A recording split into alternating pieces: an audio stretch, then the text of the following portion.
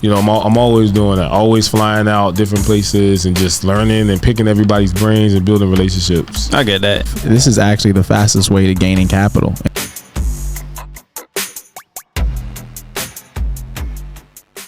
Welcome to the Book Division podcast. Yes, sir. We are here with Land Flipper Academy. How do I pronounce how do you say it? Well, it's different ways. LFE Academy or the Land Flipping Empire Academy, but LFE Academy for short.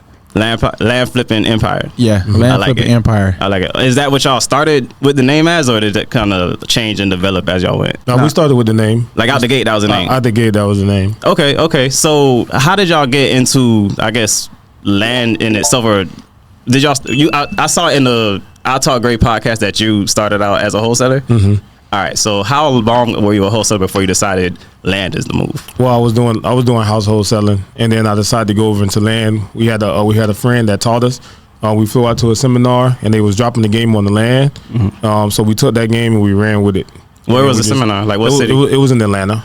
Okay, see, it's a lot of land there, so that makes sense. Okay, cool. Yeah. So was it like I guess is the main thing of your course like how to acquire the deals, how to find the deals? Like what do you focus on as far as like your curriculum? So it's everything. It's how to find the deals, how to find the buyers, how to sell them, how to maximize your assignment fees, how to deal with sellers, everything. Okay, cool. All right, so bam. So, and y'all are not licensed realtors. Like this is y'all thing. Love it. All right, perfect. Not licensed at all. All right, so the reason I wanted to bring us here together is because I'm a real estate broker and I mainly focus on like training agents and realtors on how to like better their career. But there's a whole nother side of it because I'm the investor property guru. I work with investors, and so many people come to me and say, I want to wholesale, I want to be a wholesaler. I'm like, I don't do that. I don't know how to do that. You know, I can't. That's not my thing. So I'm glad that I could get y'all to provide the insight for that group of people that I can't help, you know? Of course. So, all right. So, number one, before we get into it, how do people find your school so they can look into it while they watch this? So, the landflippingempire.com. Easy. All right, bet. So just that simple. I'm gonna type it down right there, and y'all have a social media because the Land Flipping Empire. Land Flipping. All right, bet. So just look it up. You'll see the green logo right there. I like it. All right, bet. Perfect. When y'all started this, was it out the gate to build this as a company like this, or was it just we got some idea for some side income? Let's just go for it. Nah. So when we first started, man, you know, we weren't thinking about teaching. You know, we were focusing on just building our business. You know, we got started in this, I want to say in 2020 during COVID. And, you know, like I said, you know, like DeAndre said, you know, we learned from a friend of ours, taught us the game. And, you know, we were mainly just putting our head down, just trying to master the game, just learning how to actually find deals, get them under contract, and then find these guys that are buying and building. And it was just a whole process, and we just spent like, I want to say 2 years just focusing on building our company and making sure, you know, we were good before, you know, we actually started our land flipping empire. And then, you know, after, you know, over 100, 200 deals, you know, me and DeAndre, we were looking at each other like, yo, man, I feel like God has something bigger for us. I think we should get a game back. You know what I mean? Because, you know, he's blessed us in so many ways. And that's when we came together and started the land flipping empire. Which is a school? Which is an academy. Okay, so as far as your personal, like, your personal acquisitions and sales, is that under the Land Flipping Empire, or is that a different company? No, this is a whole different company. So pretty much what the Land Flipping Empire is, it's not a brokerage or anything like that. We pretty much teach people how to start their own wholesaling land business. Okay. Right. And, you know, none of our students, you know, broker off or anything when they sell their deals. Like, we're not in it to like make money off each student. You know, I know how brokerages are sometimes. I guess with realtors and stuff like that, but no, it's not that. You know, we actually teach our students from A to Z how to start their land business from zero. Okay, that's cool. So as far as your students, is it like what term is because is this like you're in it until you like retire, or is it like you just need like 90 days? How does that go? So how the academy is structured, so it's $149 a month for basically for the full mentorship. And it's everything is month to month. There's no commitments. You stay with us as long as you need to, but while you're with us, you get our full support. You get one-on-one Zoom calls with us. You can call us, text us. You get basically all the training videos, all the contracts, everything. Okay, so it's like videos, portals, and y'all personally. So it's so not you get just us personally, and you got videos and portraits. So we're not the type of people to just say, here goes a course, go take it, and we'll, have a good day. No, you're gonna get the course, and you're gonna get us. It's a package deal. Okay, that's cool, because a lot of people, like, they sign up and it's just like portals. You never really talk to. So that's I appreciate that. All right, cool. So I guess let's get into like more, details. So how did y'all Okay. Question for you before we get into that. So you were doing wholesaling with houses. Did you take a break before switching to land, or this is just the same momentum from? It was the same momentum. I just had to switch what I was targeting. Okay, so there was no hiatus. You just so you from 2 years into that, and 2 years. So you talking like 4 years. You've been 5. I started in 2018, 2019, and he started around that time. Yeah, but it was a transition because I just had to target the type of real estate that I was targeting. That was it. So instead of targeting single family homes, fourplexes, and those buildings, I'm just gonna switch to the vacant land. You found a better success rate. Better success rate with vacant land, going after vacant land parcels versus going after buildings and structures. That's the biggest thing I tell my realtors. Like, yes, we're realtors, and we can say I'm a realtor. Let me help you with anything, but it's best to like niche down and say, look, I specialize in income producing properties. That's my area. That's what I love to do. Yeah. So I feel like that's best that y'all can kind of like know y'all area, because you get to the point where you can look at a lot and kind of know that's a good deal or not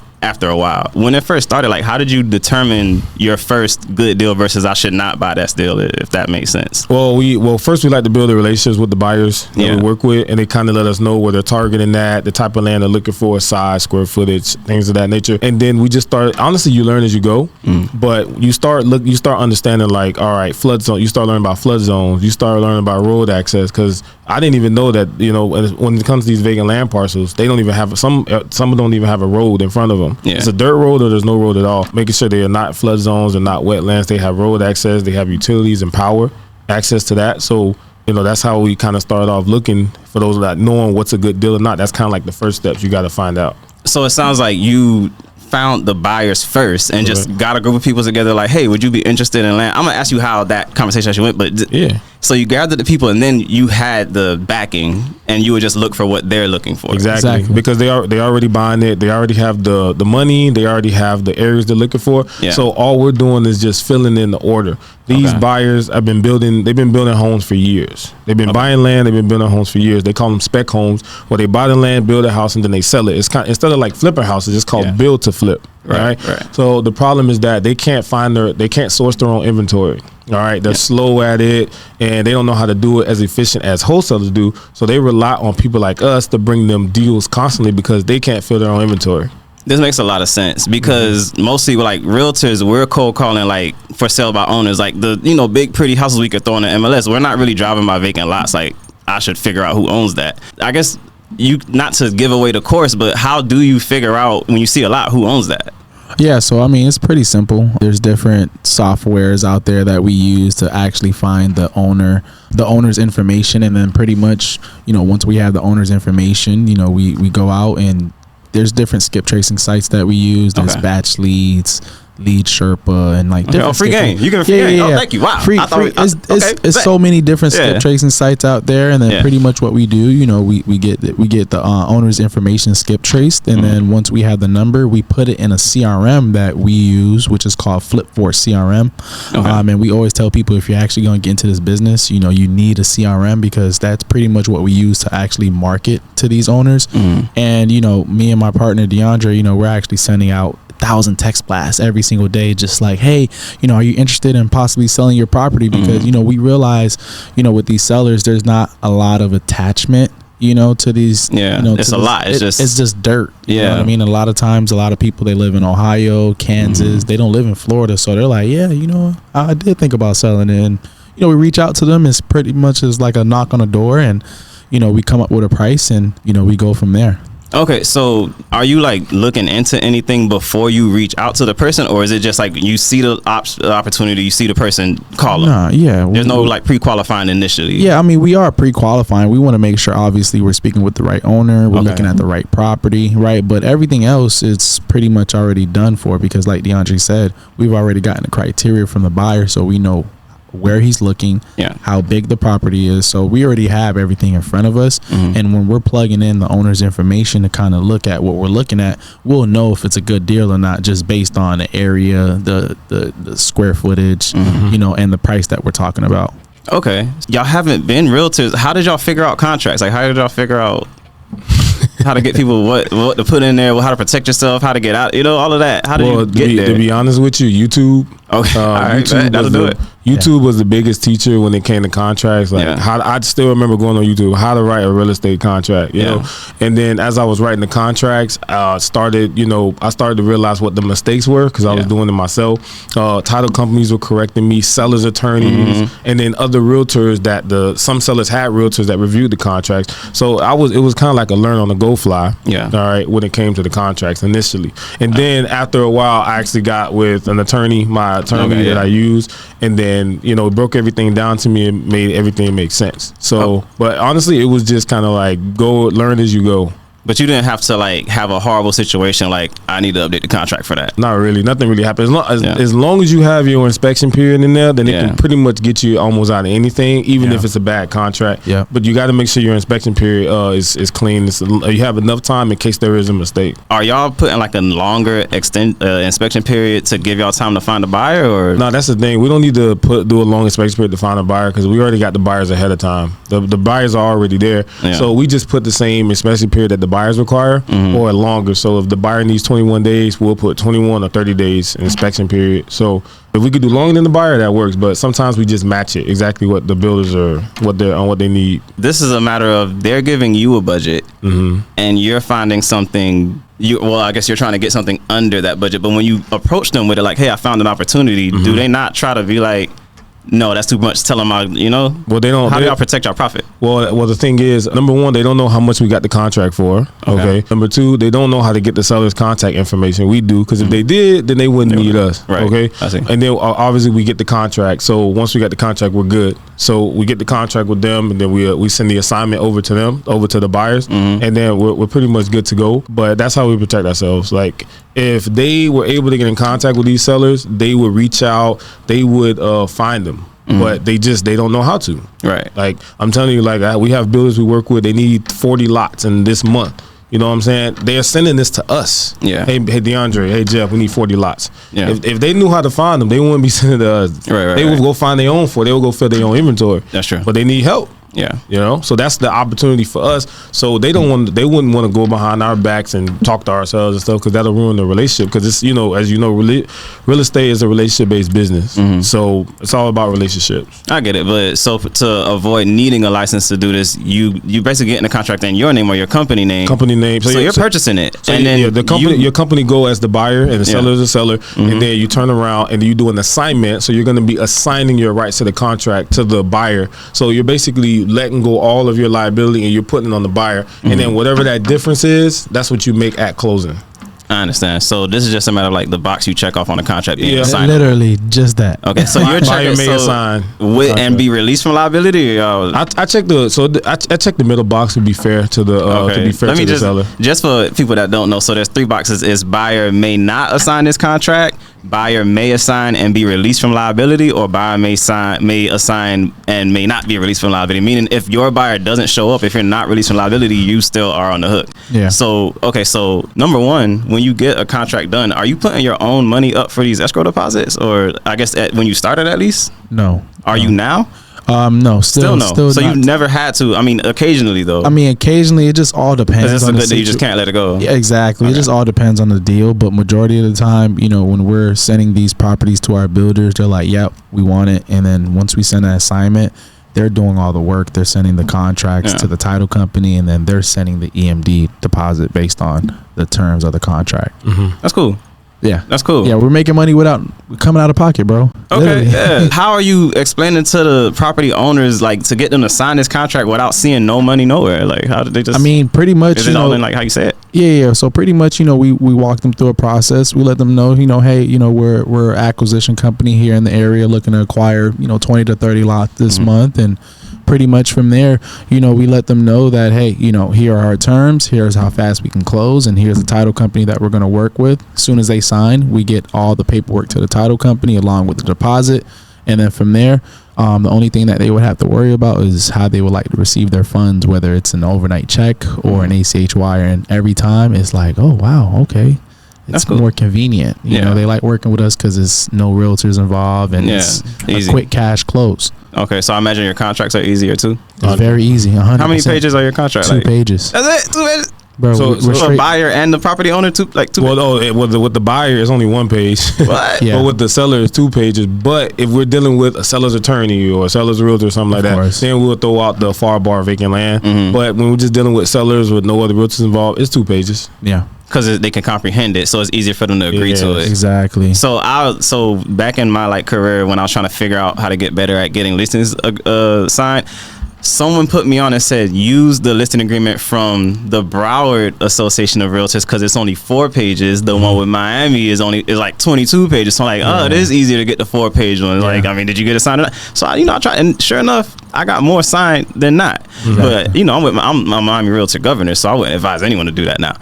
So but definitely because it offers the most protection. But okay, cool. So I mentioned you said you have a lawyer, you work with a lawyer. So I imagine to do all this and at the scale y'all doing, y'all have a team going on somewhere. Okay, so I guess what does your team consist of? Like, how does that go? Like, do you have like cold callers, or are you guys still personally doing the calls? We're not personally doing the calls. So we have virtual assistants, and we've hired like a team to help us. So we have like SMS specialists, cold callers, driving for dollars, virtual assistants, bookkeepers, accountants, things of that nature. So we do have a team. But because if you want to scale and actually start taking this business serious, you can't. It's impossible to scale it by yourself. Right. So eventually, not in the beginning, you can do it by yourself, but eventually you're going to want to start building a team as your company and your revenue starts to grow. That makes a lot of sense. Okay. All right, cool. So I guess at what stage of it did you realize, all right, we need to add on another person? Like, when your leads start to overwhelm you and the leads start to slip through the cracks, like, man, what's that person's name? Man, I thought I had a lead. What was the address of that? When you start asking yourself the questions like, where is this seller? Why can't I find them?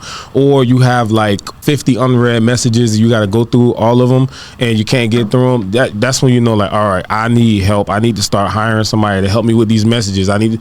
Your leads are inbound. They're calling you. We do text blasting. So with Flipforce CRM, we do text blasting, and we basically do outbound, and then they either text us back or they call us back. I see. All right, so that's where the team comes in, because we get all these responses, and it's almost impossible to handle it by yourself. Impossible. I see. Yeah. Okay, random question: how you have a driving for dollar virtual assistant? How does that work? So what are they doing? People always ask that because the regular term driving for dollars, you get in your car and drive around, and you drive around neighborhood, you look for the high grass and the busted windows, right? I did that when I was doing houses. Right. With land, you don't really need to go out in your car. You go on Google Maps or software, and then you just start plucking out all the vacant lots that you see, putting them on an Excel sheet, and then once you get a list of all these vacant lots, then you skip trace them and then you start marketing to them. So they're manually doing that. They're manually. They're manually doing it. Time out. Okay, so time out. So they are going on Google Maps, the website.com, whatever it is, and just. Are you doing like one area per day? Like you just focusing, or multiple areas? I got over 30 driving for dollars lists, like multiple. As we're talking right now, my virtual assistant is driving for dollars right now as we speak. Literally just collecting data. How are you putting together the list that they should look through? So we go based off the buyers that we have. So we have buyers in multiple states, right? And we get criteria in multiple areas. So if a buyer says, "Hey, we need land up Huntsville, Alabama," right, and we got their criteria and everything, then now it's time to start generating leads. So the virtual assistant will go to Huntsville, Alabama, and then they'll start plucking out those vacant lots in Huntsville.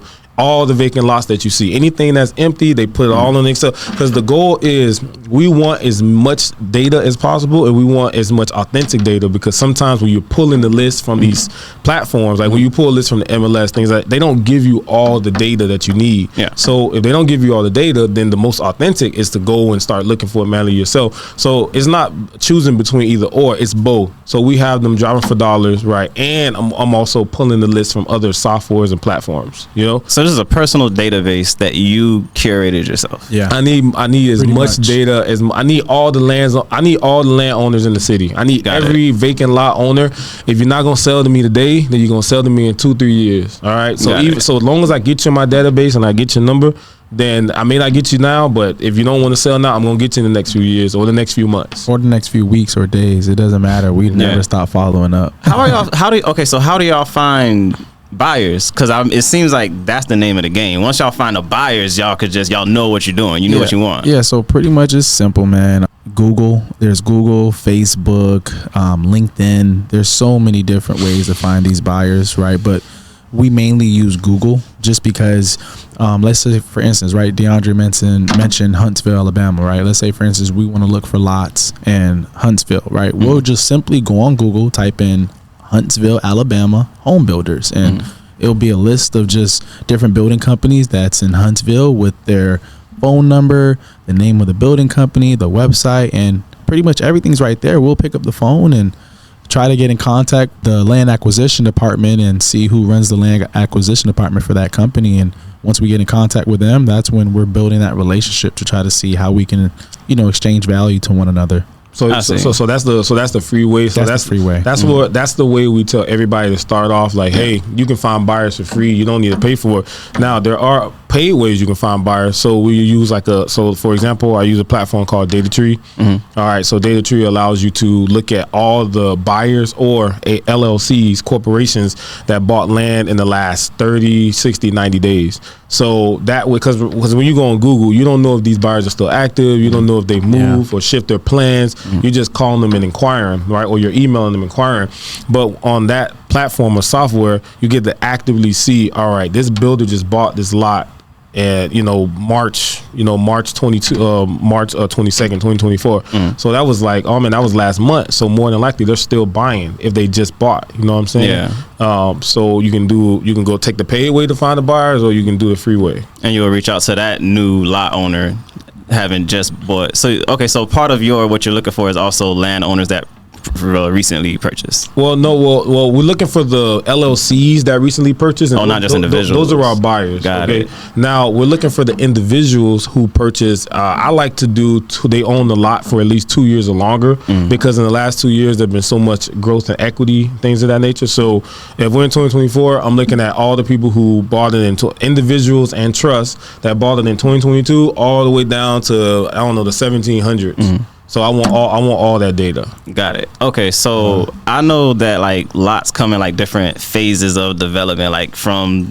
the utilities being underground to having the little blue flags. So I guess the builders are telling you that part as well, like what stage they want, or they don't. They just want it. They just want it. So we primarily deal with infill lots. Yeah. So infill lots are basically lots that are already in the subdivision or neighborhood, and they're already ready to be built on. So that all those things are really not required unless you're talking about some bigger acreage of land. Yeah, but with infill lots, they're in the subdivision, they're in the neighborhood already, and they're already plotted out. They're already plotted out. The lines, the streets are there. The street, the electricity, the utilities, everything is there. Now it may not be cleared. It may be like it may have some trees or some rubbish, but that once they get that cleared, then it's basically ready to be built on. So, but you guys aren't doing your own due diligence. They do their own due diligence. So you're not worried about confirming the square footage, because sometimes the seller just don't know or anything like that. No, the buyer does all the due diligence. They do the inspections. They send out the environmentalists. They get the surveys. They send out they do their phase ones. They do all those things. All we do is find the land. We give it to them, and then we just wait to get paid at closing. But what if they have an issue down the line with one of those things? Do they tell you and you just use that information to cancel? So we relay the message to the seller. So it depends. If it's a cancelable situation, then we just cancel it within the inspection period, of course. But if it's something like, hey, we saw a turtle or something and we need a price reduction, now we just relay that same message. Hey, there's a turtle. Here's the environmental report. Then now we need a price reduction. That's a real thing. That's a real thing, because in real estate, like when I'm at my inspections, they'll come up with the most random things. Like, I want 20 grand off. I'm like, it's 5,000 to fix, but it is what it is. All right, that's cool. That's cool. Real insightful. Let me just look at my little. All right, boom. So first off, let me just shout out the Remarkable. So if anybody's like highly effective, a Remarkable tablet, it's the world's thinnest tablet. It's like infinite paper. All right, it's my life. I write everything on it. Why didn't y'all just decide to be realtors? Like, why not? Y'all already doing. We are doing the same things. Did you know that? Like, y'all are doing everything that I'm doing. Not really. Kinda. It's different. It's really different. Okay. To me, in my opinion, I don't really see a benefit in becoming the realtor with the land flipping. Yeah. I mean, realtors have to stick to certain rules and laws with the ethics and stuff like that. With wholesaling, you don't have to. You can basically, it's kind of like the wild west. You kind of do what you want, but because it's yours. It's your business, but you still have to operate in integrity and ethics, regardless, because you do bad business, everyone's gonna know your bad business or whatever. But I just haven't seen like a true benefit to it other than getting access to the MLS. But we've partnered with land realtors that give us that access. So it's like, if I get access from a realtor, I can still list things on the market even though I'm not an agent. I can still get MLS comps, things of that nature.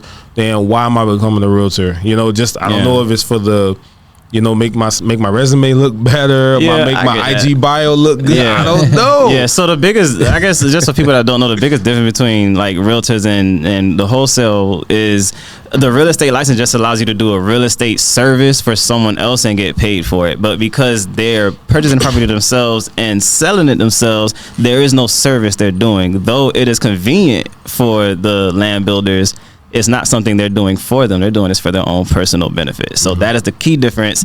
And I guess the biggest thing that makes it harder for us to do that is because I also have to negotiate how much I want to get paid, because commissions are always negotiable. There's no like set price. Yeah. There's actually a big class action lawsuit about that where, now we have to have like a buyer's agreement executed before we even start, and the buyer has to pay us a certain, so it's a thing. Yeah. When the buyers are coming to us, I have to say, all right, bet I could do that. I'm gonna need this much, this is how much I cost, versus you guys are just kind of plugging your own price in and they don't even have to think about it. They think, so we make how much we want to make. There's no limit. Like if you make $500, that's all your 500. With you and with wholesaling, you can make all the way from 500 all the way to 100,000 on one deal or even more. Because there's no whatever you can get, everyone has agreed to. Yeah, exactly. You earn what you negotiate. I get that. It's the same with commissions, but it's just the same when I'm talking to a seller. When I negotiate, here's what I can sell your property for. They're like, cool. Then I'm like, my commission is this much right here. This is what I like to get, and we go back and forth. So that's another key difference. So in your case, how does that go when you're trying to get the price for the seller? So I'll give you an example. So I was just helping the student out today. So she's in like the Massachusetts area, right? So she found a buyer that was looking for vacant lots. So this buyer said he was willing to pay up to $1 million for a vacant lot in this specific area in Massachusetts. So she got with a seller and they agreed $850,000. She agreed $850,000. All right, but between her and the seller, and then when she sent it over to the buyer, like how at $1 million, he came back and said $900,000.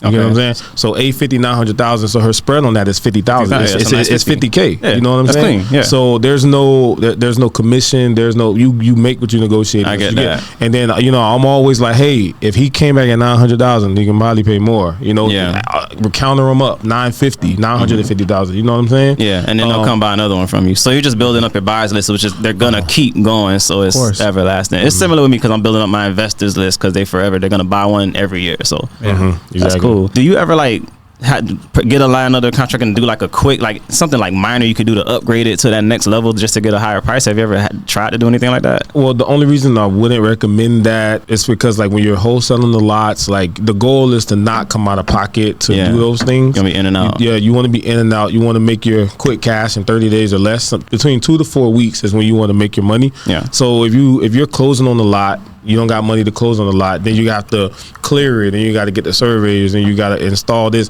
You don't know those things. That's what the builders do. We're just trying to be in and out. I get that. Quick and seamless. I get that. So on the note of you're looking for vacant, empty grass, but are you also how are you looking for tear downs? Is that also something you would do, or they're not interested? Tear downs, you make the most on tear downs. So how are you finding that with your same criteria? Oh, so you'll see the open roof, well, as an example, it's all kind of things. Old mobile homes, tear down homes, old commercial buildings, old stores, everything. Anything. So on the software, you get to pull that. I'll give you an example. I pull churches, right?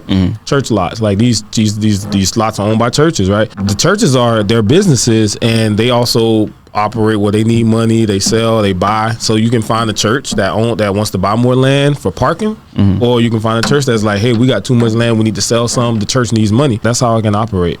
I get that. All right, cool. I guess my final question here, most important question probably, is so you already have this curriculum built and going for how to market and get land, all of this. Have you considered doing the same for like just general marketing that realtors will be able to use? Because we could do that, if that's something you would be interested in figuring out. Well, as far as what, repeat that Your again? same system, Yeah, it works of course. over here, and it works in a lot of industries. So have you ever thought of just taking your same system and just altering it to have different Agents. different schools? Like, here's your land flipping school, right? And then you take the same system and alter it. This is your program for real estate professionals. This is your program for insurance. Because it's, you know what I'm saying? It's lead generation. Yeah. It's follow I up. understand. Yep. It's lead It's the same. conversion, so I just feel like those key aspects, like, I think you can help a lot of people. Well, I think that's the purpose of the Flip for CRM. Yeah. Like Flip for CRM is not just designed for real estate investors or wholesalers. It's for people that are insurance. I mean, if you sell golf balls, if you are trying to start any type of company, like, I have a friend that owns a flower shop, and I'm like, hey, the Flip for CRM can help you because you have leads that come in. You have people that make orders. You have people that call that don't finish through with the order. You need the follow-up system. Like, everything is coming through his cell phone. He has no system, no CRM, nothing to know, like, who called me, when they call. So I told him, like, hey, I know you own a flower shop. Yes, I'm in real estate, but this can also help you doing X, Y, and Z. And you can find like a specific niche of people who you would believe that would need flowers in the area for funerals, for different things, and then you can even market to them with this system. So It applies. So and same thing with insurance. You can do it with insurance. You can do it with anything. So Anything sales related. Having a CRM is the most important thing for any business. I agree, because that's the biggest thing. Because the hardest part for me is just remembering to consistently follow up, and when you stop following up, they end up closing with someone else. Yeah, exactly. So that's exactly. yeah. We've been through that. I tell my students that I'm like, look, if you don't get that deal, somebody else will. It's not a matter of if they're gonna sell it; it's a matter of when they're gonna sell it, and you need to be the one in their face when it's that time. So you have to keep following up. And if you don't have a CRM, then you're not gonna be in their face. You don't have a CRM, you don't have a business. Pretty much. I always tell people this is crazy because. Okay. Oh, I have one more question. How are y'all learning to better y'all craft, and how are y'all staying motivated to keep waking up and doing this? I mean, we all have different whys. My why, I have a 4-year-old son. Yeah. Every time I look at him, it's just like, I got to keep going, man. Like, I got a little boy to raise, and I want to make sure that, he's forever set, among generations, after him. Yeah. Okay. But I mean, like, as far as like, how are you? So for me, Miami Realtors, they just got a bunch of classes. I'll just sign up for classes. I'll go to like events and stuff like that. But, is there like a source? Because I don't think there's like anything like that for like wholesalers or anything, is it? Well, it is. It exists everywhere. They have meetups all the time. So I consistently go to this meetup, up in Delray, where it's like a high level room of real estate investors.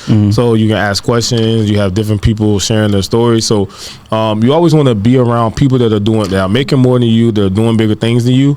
All right, and so that you can also learn from those people. So I don't hesitate at all to fly out to different masterminds, land events, conferences, marketing, or whatever it is. Like, because every day I'm constantly thinking, like, what can I be doing to improve my business? Yeah. What can I be doing to put ourselves in front of more people that need to make more money and want to learn the real estate? Because everybody thinks real estate, they think houses, right? Yeah, exactly. So when they see land, it's interesting to them. So how can we get in more faces of people and let them know, like, hey, real estate isn't just houses, it's land, and there's a more simpler way to get into it. I'm always doing that, always flying out different places and just learning and picking everybody's brains and building relationships. I get that. And have y'all considered just like becoming like a GC or anything, just because you have this backlog of builders? Nothing. Like y'all just, we building on the plan right here. This the plan, we building on it. It's the plan, because I get it. I like it. How we see it as, this is actually the fastest way to gaining capital. And then, obviously we do other things outside of that. We're buying rentals for ourselves. We're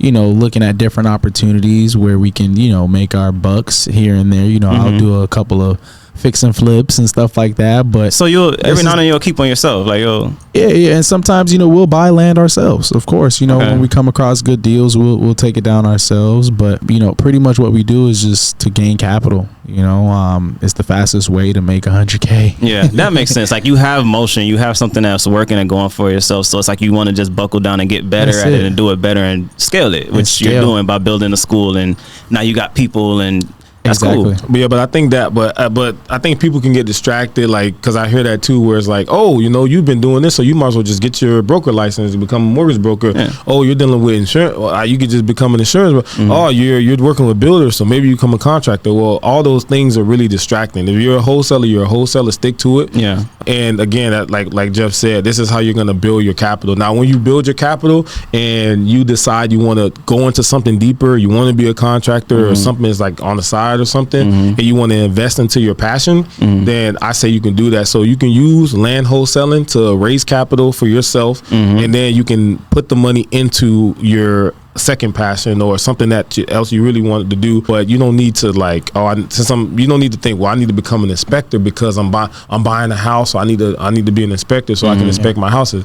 Oh, I need to become an environmental since I'm doing land. No. Yeah. I get that. Too many people chase the shiny object syndrome instead of just focusing on one thing, buckling down, and then using that to fuel everything else. Yeah, because believe it or not, there's a community of people that just like they don't know what they want to do, you know. So they just come on and just looking for like things to try. So you'll try this and you'll get in and you're like, you know what, while I'm here, I think I'd rather pivot over here, you know. So like for me, for example, I started out, I was a gold buyer. I did like the cash for gold thing. Then I was an auto broker. I'm like, auto broker. And I was like, okay, I'm selling this. So then I upgraded to real estate. I was still and then I'm a broker, and now I'm a governor on the, you know. So I'm constantly just like pivoting. Like, all right, where we going? So what I love about like what y'all doing is just like the scalability, the school, and how y'all teaching people and putting people on. But definitely, if y'all do decide to branch out and do little mini schools, and y'all need an expert in each fields, let me be the real estate guy. You know, let me know if y'all needed a realtor program guy. You know, I got y'all. I'll show you what we need to know, what we want to know. If y'all, you know, just of course take that out. I hope it works. Of course. Yeah, man. We're always one call away. You know, that's definitely something that we would be interested in doing. Kind of, you know, speaking to other realtors out there that, because we get it and we understand, because we have a few realtors that's in our academy. Sometimes, you know, these guys are reaching out to us like, man, I don't know about this real estate stuff because I'm an agent. It's hard to get these listings. Yeah, and, you know, it's a lot more to it. It's a lot more to it, and you know, me and DeAndre, like we always say, you know, what we do is a lot easier than being a real estate agent. Yeah, you know what I mean? It's more simplicity. It's not.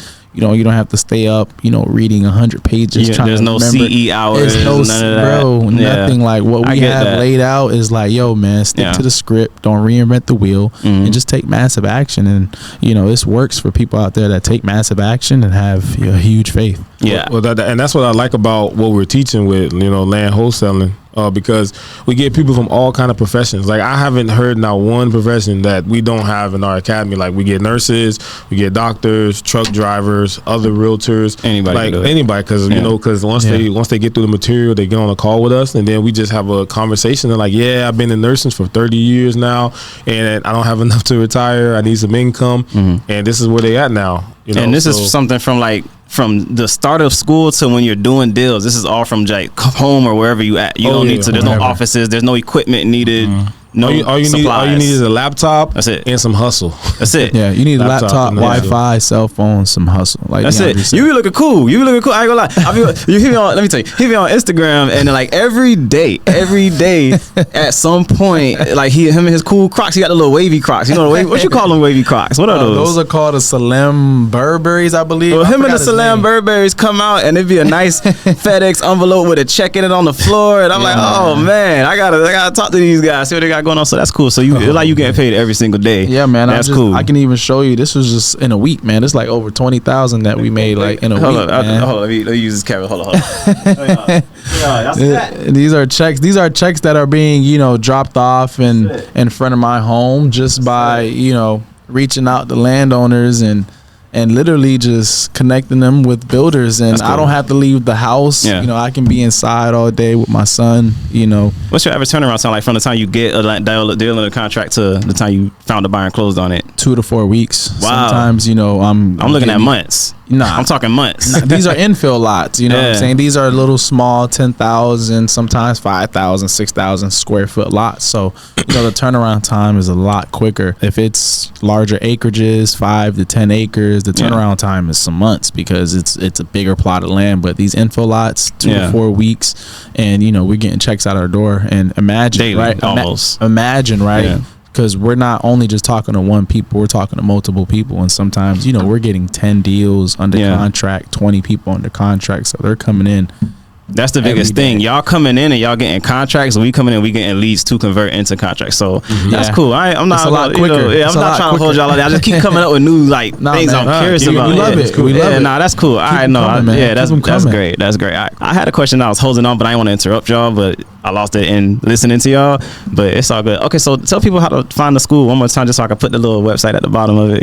So the landflippingempire.com. Landflippingempire.com. Love it. And then they can follow us on Instagram at the Land Flipping Empire, and then from there they can DM us. And we're always available. And the thing that separates us from different other people, gurus and stuff like that, is teaching it, is we give out our phone numbers, man. We want people to actually connect with us personally. We're not telling people to, oh, hey, go talk to our assistant. Nah, reach out to me, reach out to DeAndre. We want to jump on a call and see how we can work together and start your land journey. It's like a land. I don't even know if I should catch it. I'm gonna catch it.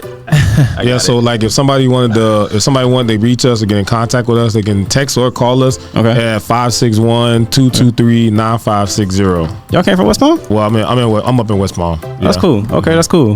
We have irrelevant story. It was about to be an irrelevant story and a waste of time. All right, cool. So my final thought is, one big thing I appreciate about y'all, especially, and wholesalers as a whole, coming up through real estate, it just seems like there was like this big like beef between realtors and wholesalers. Like there was no way for us to work together. There's nothing we could do. When I have a listing and y'all send me, not y'all, but I get these wholesaler offers, I just get pissed off. Like, this is so low. Why would you? But I get it. At least y'all empower me to show my seller, look, we got traction. Here's an offer. Like, what do you want to do? But the biggest thing is just wholesalers seem to just be on it. Like every day y'all are sending out offers. Every day y'all are making calls, versus realtors who need to be doing the same thing are not. We'll just wait around waiting on a buyer or a seller. So realtors can learn a lot from the wholesale community.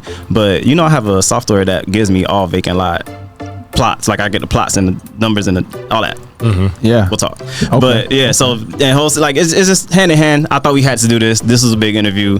So I appreciate y'all coming. Of course, and man. People will follow y'all. And if they got more questions, we'll do a part 2. Oh yeah, like for sure, man. I appreciate it, man. Absolutely. Thanks for having us, dog. Yeah, absolutely. And my closing thing is, if you do want to be a realtor, Colibri Real Estate School. It's an online school, exactly where I got my real estate license. I'll put the link down there. It has a discount code applied. It's like $102 for the basic. Just get the basic. You don't honestly need the advanced and all that. So I'll see you at the top.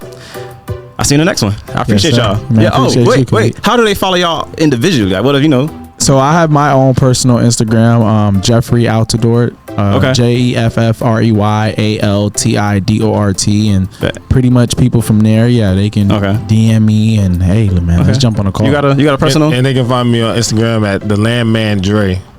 I like that. The Landman. I like that. That's catchy. I'm gonna follow you. That's catchy. That's catchy. I just follow you. I just followed you. I'm gonna follow you today. That's cool. All right, and Uncle Khalid explains it all. We'll close on that. Let's get it, baby.